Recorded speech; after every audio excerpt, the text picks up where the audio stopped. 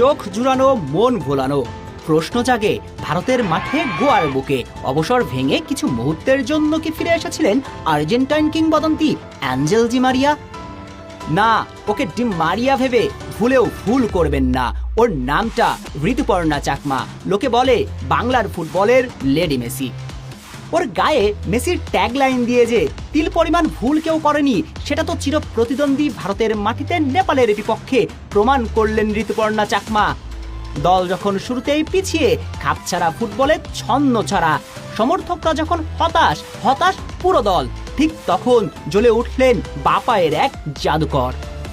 কি দুঃসাহস! সরাসরি কর্নার কিকে গোলের চেষ্টাটা সফলতার মুখ দেখেছে, দলকে ঋতু সমতায় ফিরিয়ে আত্মবিশ্বাসী করে তুলেছে।